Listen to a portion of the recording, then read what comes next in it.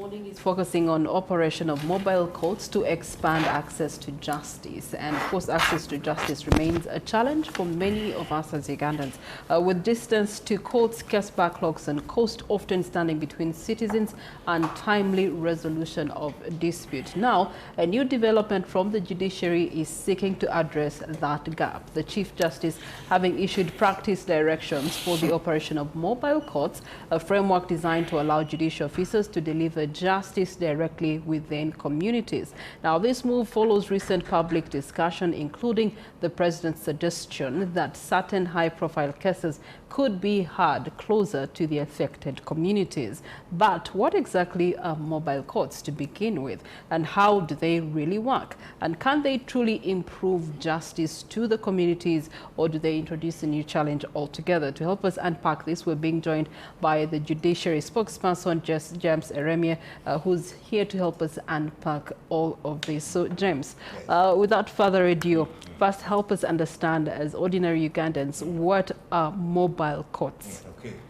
First of all, thank you so much for those introductory remarks, because they have actually touched the core of what a mobile court is.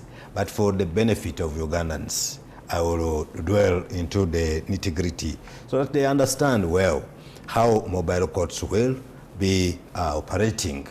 First of all, I bring you greetings from the judiciary, the Honorable Chief Justice, Dr. Flavian Nzeija. And I will always remind the listeners that the transformation agenda of the judiciary is focused on ensuring that at all times we develop innovations that will enhance access to justice. And in so doing, we are looking at case management, we are looking at issues of case backlog, we're also looking at remoteness of places. And here we are. And you will notice that in his commitment, he says he will ensure that he operationalizes all courts in the country so that lead times, distances, and even the most remote places, including refugee camps, they get these services. But you will understand one thing, that whilst Kampala is fraught with a lot of infrastructure, including buildings and courthouses, we have places that are remote in those areas that even to find a building where you can place a courthouse are lacking. We have refugee settlements. Those are makeshift areas. They come up with everything. But what's critical is that these are people living in Uganda and they need judicial services. So the judiciary, under the leadership of the Honorable Chief Justice Emeritus and the current Chief Justice, developed what we call now the Constitution Operation of Mobile Courts Practice Direction 2026. And this is a practice direction that will then operationalize and enable a designated judicial officer, be it a high court judge or a magistrate or chief magistrate, to go in places as remote as what I have said, to handle or hold a court session and service be delivered to the people. Okay. As deep as there. All right. We are talking about premises, we are talking about vehicles, because you see, as a judiciary, we have a plan to even acquire a mobile vehicle which will be able to house the courthouse. But it will be mobile, that every point where it is needed, as long as there is no courthouse. But even any other vessel, okay?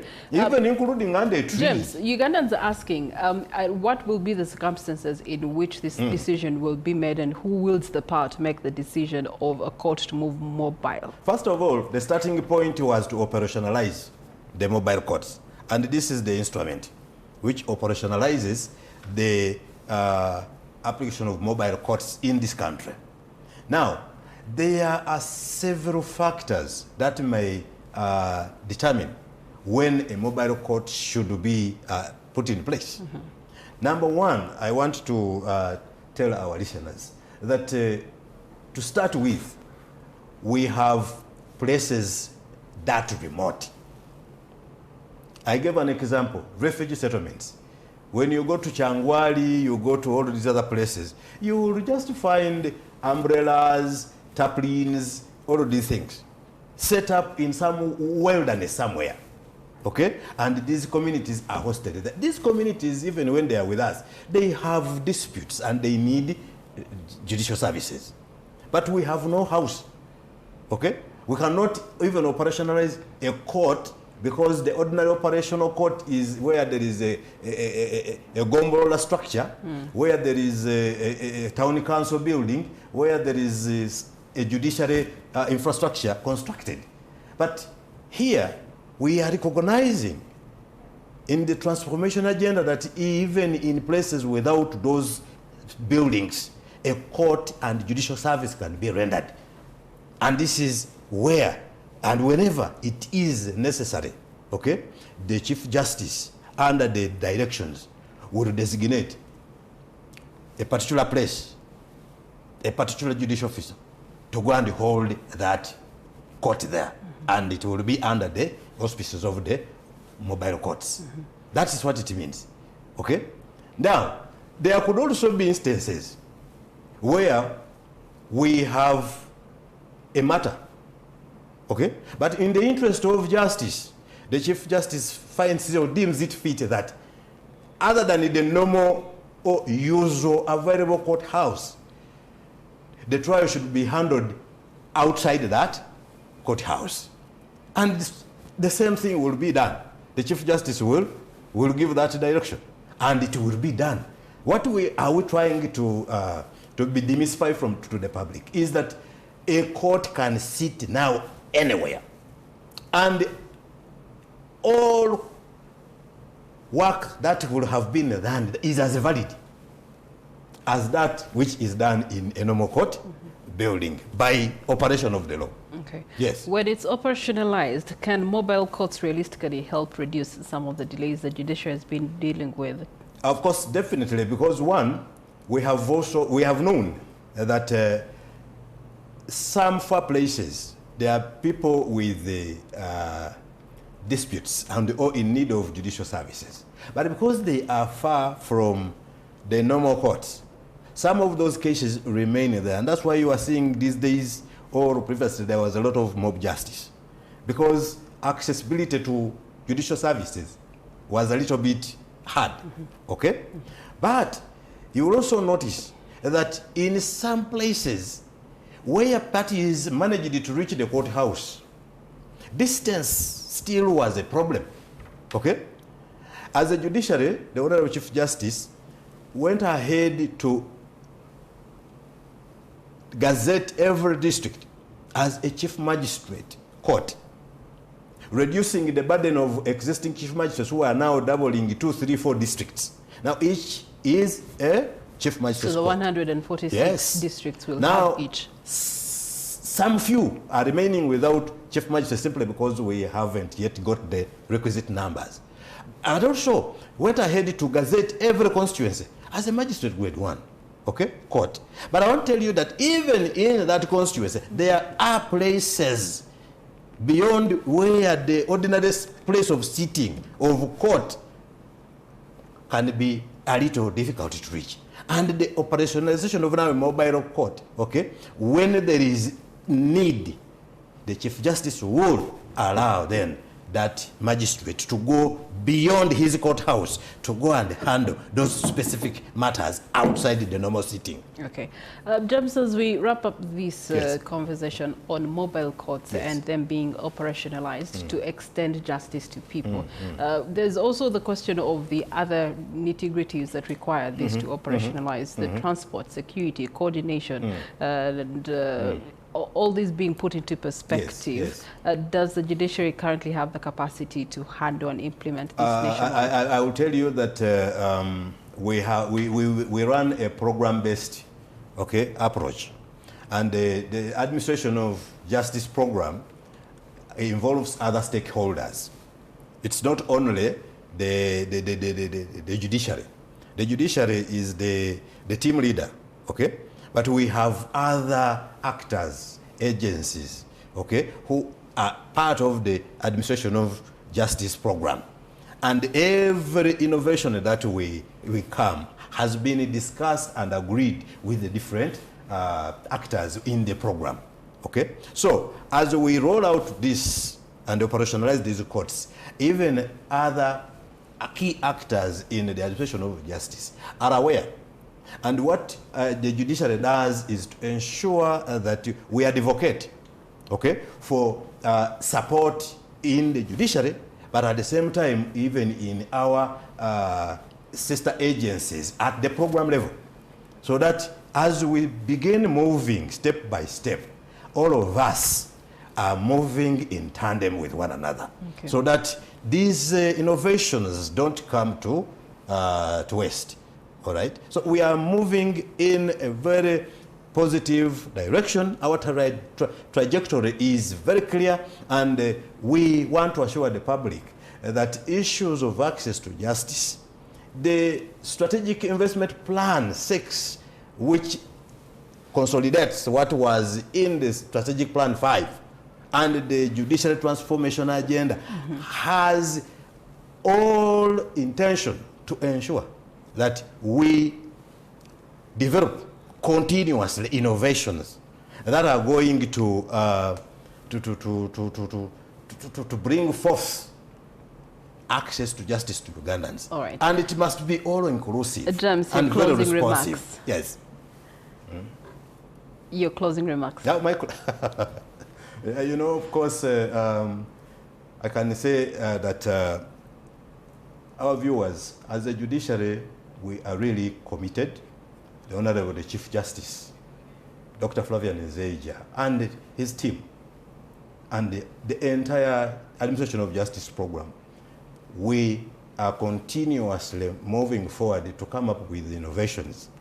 Which innovations and approaches are intended to be responsive to the needs of Ugandans.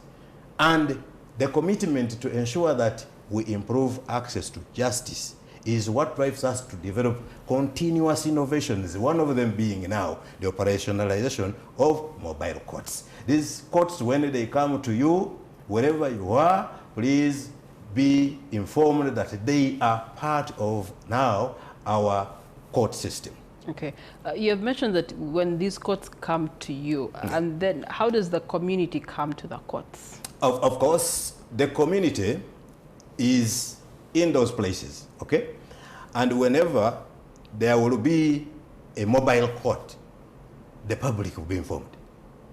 They are informed that we shall have a mobile court in such and such a place, and the public, I will come, okay, and inform the general public that we shall have a mobile court in such and such a place. And I will even give the reasons why we need that mobile court to be in such a place. So, look out. Access to justice is what we are looking forward to in the islands, in the refugee camps, in those remote of places down there, beyond even within the constituencies, but beyond areas where the courthouse ordinarily is sitting. Okay. James, I know that the judiciary will face a scenario just picking an example from the Gaba case where people would actually be interested in having that case being dispensed justice through a mobile court.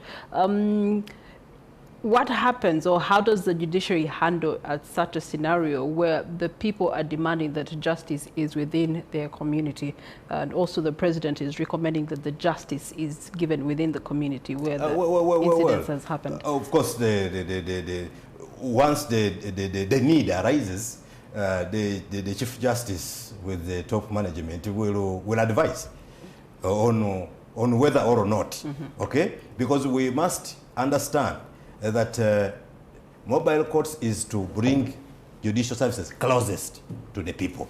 But we're also mindful that there can be other challenges.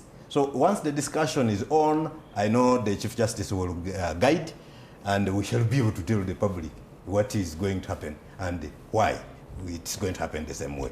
Okay. And we shall prepare. Another question that has come through some people that are watching us this morning, is there a risk that taking courts closer to public sentiment could compromise the perceptions of judicial independence? Judicial independence? What is the problem? A court, even a mobile court, is a court of law. And judicial independence is guaranteed under Article 128. We are not under the guidance or control of any other authority. So we shall remain a court just as we are in the ordinary courts. So there is no issue or worry that there will be compromises about it. We took a judicial oath, so any designated officer or judicial officer by the Chief Justice will still be that judicial officer who took oath to administer justice without fear or favor, in accordance with the Constitution, the norms, laws of the country. So what is the problem?